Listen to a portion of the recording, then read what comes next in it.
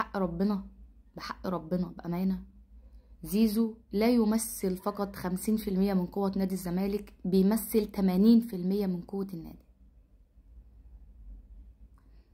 بقعد اسأل نفسي، طب احنا عندنا وينجين يمين، او عندك اكتر من وينج يمين، عندك محمد عبد الله بيلعب وينج يمين، وعندك حسين الشحات بيلعب وينج يمين، وعندك طاهر محمد طاهر بيلعب وينج يمين، وفي رأيي اغلبنا يكاد يكونوا افضل من زيزو.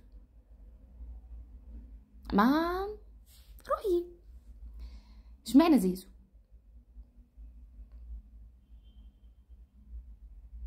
صفقة هي فعلا من اجل اضعاف المنافس، هي فعلا ان انت المنافس ده يضعف خالص، ما ينافسش على اي حاجه، ما ينافسش على اي حاجه حرفيا والله بامانه، اقسم بالله انا بقول الكلام ده بامانه.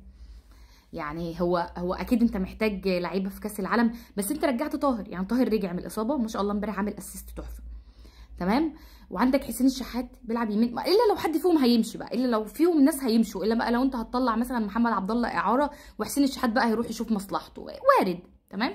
فانت في الحاله دي اكيد هتكون محتاج زيزو، اكيد هتكون محتاج زيزو، زي ما بقول ده بقول ده. اول مره اشوف فريق بيقف على لاعب، اول مره اشوف في حياتي فريق بيقف على لاعب. لا انت ممكن الفريق ده تنزل شويه عيال ناشئين يلعبوا يأدوا ما يتأثرش، لكن النهارده لو انتوا قاصدين تثبتوا ان احنا من غير زيزو ولا حاجه مش هتعملوا كده. فريق متواضع جدا، الفريق الجنوب افريقي فريق متواضع جدا، انت على ارضك وسط جمهورك على استاد القاهره، سكوادك مش وحش، مش وحش. حسام عبد المجيد، الونش، عمر جابر كان بيلعب خروج اضطراري، اللعيبه كتير، بنتايج نزل معرفش كان قاعد دكه ليه،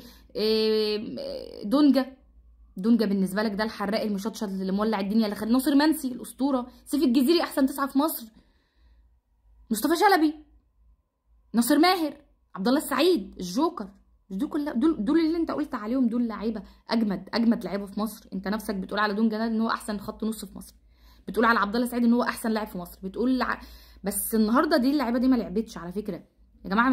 ما فيش حاجه اسمها فريق بيقف على لاعب، ما فيش حاجه اسمها الفريق ده خلاص طالما زيزو مشي يبقى الفريق ده بس. النهارده لعيبه الزمالك ما لعبتش مفيش مش ده ماتش ربع نهائي دوري ابطال وانت متعادل هناك 0-0 وجاي تخسر هنا 1-0.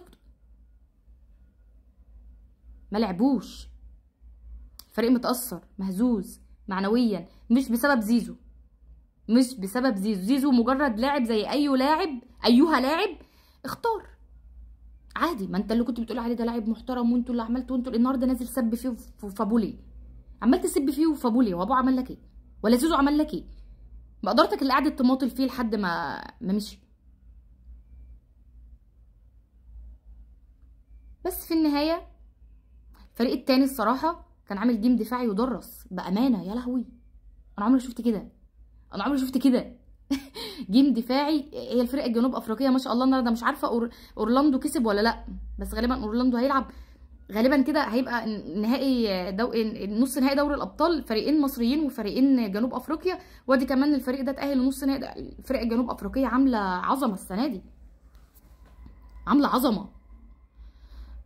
الحوار كله يعني يتلخص في ايه يا جماعه؟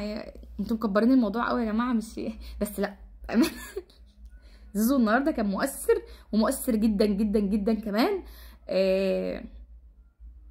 الزمالك بلا هويه، بلا شكل، بلا منظر، بلا طعم، بلا لون، بلا ريحه، بلا اي حاجه، بلا اي حاجه.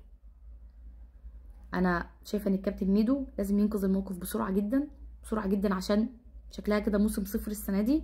يعني حتى السنه اللي فاتت قدروا يحققوا كونفدراليه وسوبر افريقي، يعني بطولتين قاريتين. السنه دي خرجوا من الكونفدراليه، لسه الدوري والكاس هتلعبوا بيراميدز في النهائي بالشكل ده بيراميدز هيفسحكم، ده بيراميدز هيعمل منكم جلاش باللحمه المفرومه. لسه نهائي الكاس، لسه عندك الدوري، بس خلاص كده انت طلعت من الكونفدراليه، خلاص ريحت بدري. والرابطه برضو غالبا انت خرجت منها برضو، فما عندكش بقى خلاص. انا شايفه ان الكابتن ميدو لازم ينقذ الموقف بسرعه ويلحق الزمالك، لان الزمالك بيغرق ولازم حد ينقذه، لان الموضوع ما بقاش مستحمل. احنا اي نعم صحيح يعني زيزو كانت صفقه احترافيه جدا من النادي الاهلي، طبعا شابوه للكابتن محمود الخطيب، نرفع له القبعه، بس يا جماعه الوضع في الزمالك مؤذي جدا، وانا ما بحبش الزمالك يوصل للحته دي، ببقى شمتانه قوي الصراحه. بلاش تشمتونا فيكم اكتر من كده، وحاولوا ترجعوا الزمالك للمسار الصحيح.